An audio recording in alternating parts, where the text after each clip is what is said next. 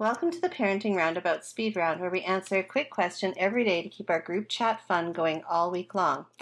Now that it's summer here in Southern California and the sun is out, all the Creepy-Crawlies are also coming out, like the black widow spiders, the lizards, the tarantulas, the scorpions. It's just a big old zoo out here. Oh my goodness. So, I am ever so slowly learning how to not flip my lid every time I see a lizard. We usually get a pest company come in and spray for the spiders, and they come in every month. But, I don't like dealing with them. I mean, my kids and my husband have no problem with the lizards. They're they just live and let live, whereas I desperately want them to leave my premise. Yeah, they can live and let live outside your house, or somewhere where you can't see them, beyond my fence line. Right. So I generally, when I see one, I tend to overreact. I mean, come on, what would you do if you walked out into the garage and saw a lizard sitting in your shoe? Like, really? I would freak out. This is seriously, we are living in a civilized world and there's a lizard in my shoe. I would move to a place where there were not lizards in my shoe. Don't they eat other bugs? Aren't they good? Oh, yes, I hear that all the time. I'm sorry. It just doesn't work for me.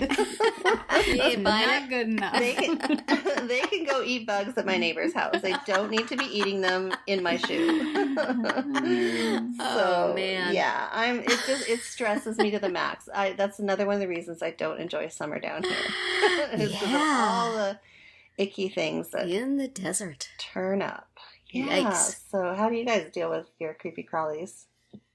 Well, we don't have anything quite that exotic in my house, thank goodness. Just kind of the odd spider here and there, or flying insect, or, which sometimes I will try to capture and release outside. And then when you release the tissue and nothing falls out, then you realize you've lost it somewhere inside your house, or possibly on your person. And then that's an uncomfortable 5 or 10 minutes. Sometimes I will call my husband to kill something because... isn't that why we get married? So there's a man who can come and squish things. So other times I'll kill things with my bare hands. Depends on the thing. But we don't have I shouldn't say. I mean, I don't want to say we don't have a lot, because then suddenly a plague will descend. Exactly.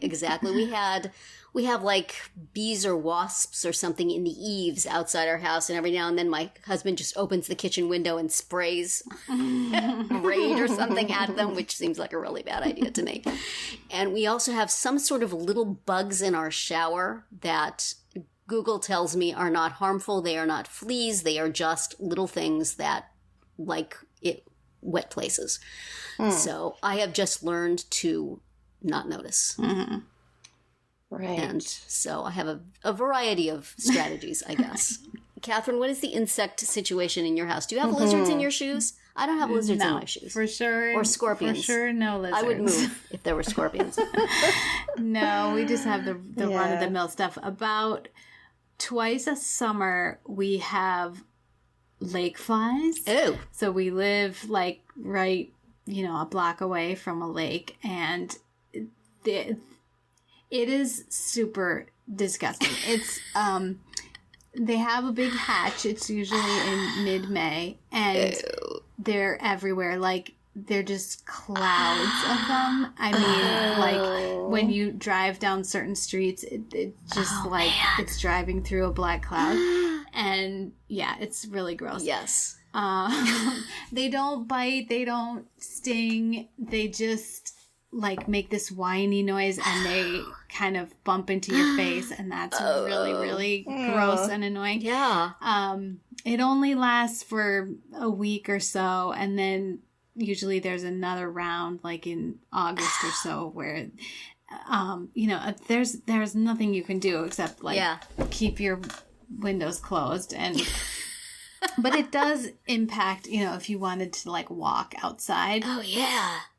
I won't. I mean, you have to go somewhere more inland to do it because you need like those net things that go over your face, like beekeepers or something. Where you would have to have something like that.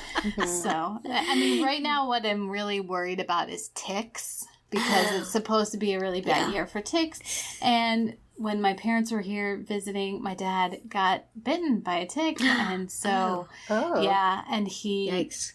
And it was the bad kind of tick, and he had to, do like a round of antibiotics, and so now I'm super worried about ticks. Yeah, so I won't go in any grass. Basically. This is why we stay home with our screen because there are ticks and lake flies outside. I know. So yeah, lizards. Bad. I would take a lizard any day over a tick. Yeah, well, maybe. Doesn't your son have pet lizards? Or no, yes. They're not pets. He works with them. He's scientific lizards. Can't he take charge of them? Can he herd them for you someplace safer? Well, he doesn't live at home. That's the problem. So I can't just call him up and say, come get the lizard. By the time he got here, the lizard's gone and hidden in my shoe. So, no, I mean, they're the kind of lizards that just dart out in front of you when you open the front door. They scare the bejesus out of you. I mean, my kids are used to it because at their school, when they walk around outside and stuff, the lizards are everywhere. Yeah. But for me, no way. I went to pick up the hose yesterday, and there was a baby lizard sitting on the hose. Aw, baby. No, that stuff. It's the surprise factor. I think that's what it is. Yes, that's true. So anyway, that's my little anxiety-provoking story for the day. And that's it for today's speed round. Come back tomorrow for another question and visit parentingroundabout.com for all our group chats and other weekly episodes.